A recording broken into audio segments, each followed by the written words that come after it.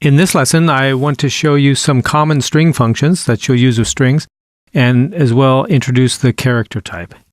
So let's say that we have the string title, Visual Studio 2010.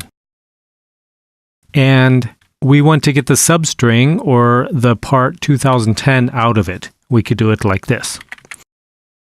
That was CW tab tab, and I say title dot and substring, and I say start at, here we have the start index. If we go down, I'm pressing the down arrow key here. I can type the start index here, which is, I start here at 0, 1, 2, 3, 4, 5, 6, 7, 8, 9, 10, 11, 12, 13, 14. So this is 14, comma, and then the length is 1, 2, 3, 4. And if I run this, I get an error because I didn't close my parentheses. If I run it again, it shows the 2010. Let's say I want to replace 2010 with 2012. I could say show title replace 2010 with 2012. Closing the parenthesis,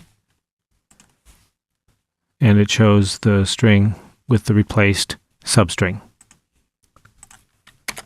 If I want to convert the string to capital letters, I say to upper, run it, and it shows me everything in capital letters.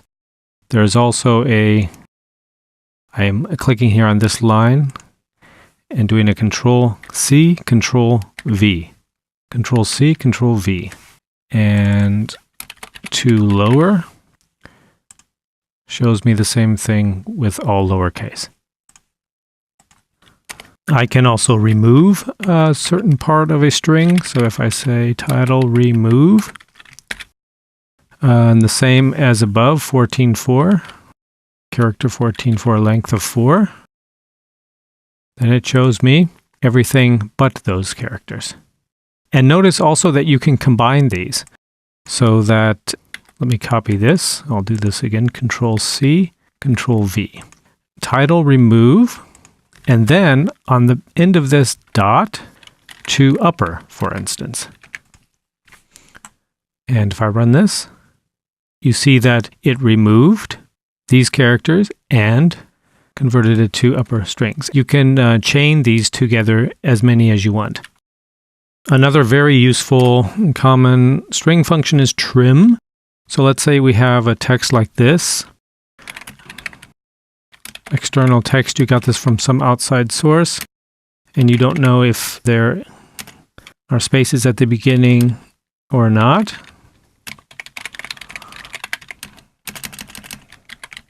So, and it looks like that.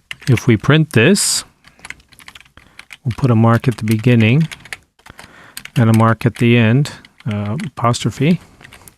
See what that looks like. So we see that the spaces are in there. Now let's see what trim can do. So let me actually, okay, I'm going to delete this line. I'm pressing Control-L. And now on this line here, and I'm pressing Control-C, Control-V to copy it. And here I say trim start. And run it. And it took out all of the characters from the beginning. You can also trim end. I'm doing Control-C, Control-V, Control-End, and it takes out all the spaces at the end. Control-C, Control-V, and if I say trim, then it takes all the spaces from the beginning and the end. So here's another useful one. Let's say you have a number, like 23, and you want to pad this with a 0 so that it looks like that when you print it. You can say ID pad left, This is how long it should be in total, comma, and then the padding character. So padding character is 0. Put the ending parenthesis, and let's look at it. And you see that it pads the 23 with zeros up to 5 characters, which is what we specified here. So note also here that this was defined with single quotes, which means that it's a character and not a string. A character is a different value type than string. Strings are made up of characters. You can define a character simply by saying character, for instance, first letter equals, and then single quotes, A. And you can display it, tab, first letter, and we'll display that. And it displays just like a string. If you define an array of characters, it's like you're defining a string. So here's a character array, characters equals new character array, and the first character, single quotes, is J, the second character is I, the third character is M. And so here we have a kind of string. It makes even more sense if we call this, for instance, word. And if we say, for instance, show me word 2, this shows the character at position 2. This is position 0, this is position 1, this is position 2. So this will show an M. Let's run it. We see indeed an M. If we say, show me position 1 in word, then it'll show an I. Let's run it. And it does show an I. And you can see how we can easily convert a string.